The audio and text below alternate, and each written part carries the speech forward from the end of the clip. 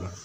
السلام علیکم ټول ملګرو ته سلامونه. امید لرم چې ښه به ملګرو څنګه چې تاسو ته پته ده په موږ چې کوم عمران راغلی دی عمران خان نو هغه چې کوم د ما به د شړ باندې تاسو د فوټو ښکاري چې یاره د ملک دپاره څه کوي څه روان دي څومره کړاو کوي د خلکو دپاره د دې عوامو دپاره. تېرو موږ ډېرو حکمرانان ولیدو یاره چې ټول لګیا دي خو مطلب دا دی چې ځان له به یې پیسې بهر ملکونو ته یوسي. تاسو ټولو ته پته ده نو داسې عمران خان او دا جړه چې کومه د ده وایرل شو ده اصل وجه هم دا ده چې یاره دی په دغه سوچونو فکرونو کې د دې عوام دپاره د دې خلکو دپاره چې یاره څه کول به غواړي ځکه چې پاکستان په خپلو خپو لا نه دی ولاړ. پاکستان مضبوط لا دومره نه دی نو د دغې وجې نه چې کوم دی دی لګیا دی د پریشانۍ د لاسه چې کوم دی د ده په سترګو کې جړه د ده په مخ د جړه اندازه د دې اصل وجه هم دغه ده. ټولو خلکو ته پته ده چې اصل وجه څه چې یاره د پاکستان د عوامو دپاره دی څه کوي لګیا دی څومره کوششونه کوي. نو د هغې باوجود چې یاره یو سړی په عمران خان ته کنځل کوي عمران خان ته سپکې سپورې وایي نو دا ښه خبره نه ده. نو ملګرو تاسو ټول ته زما خواست دی یاره چې د ده دا کوم 15 کاله حکومت چې دی دا نور هم پرېږدی نور هم مضبوط کوي. دا 3 کاله چې اوس کم پاتې دی تقریبا چې څه کم 2 کاله پوره شوي دي 3 میاشتې کم 2 کاله داسې دي اور 3 کاله پاتې دی.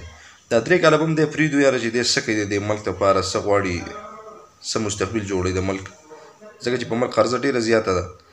نو دی به نور مخکې هم پرېږدو چې یاره دی څه کوي څه کول غواړي. بله خبره دا ده مین ته چې کوم سکیم شروع کړی دی د 12,000 روپو د دې عوامو دپاره د دې خلکو دپاره چې یاره عوامو ته تکلیف را نشي ځکه دا کوم وبا چې راغلی ده تاسو ته پته ده چې یاره په وبا کې ملکونه څومره خراب شو د دې وایرس ته لاسه د الله د طرف نه چې کوم یو عذاب دی. په پاکستان کې څومره تباهي دی وکړله لکه کاروبارونه بند دي مزدورکاره طبقه چې د هغو کارونه نشته مزدوریانې نشته.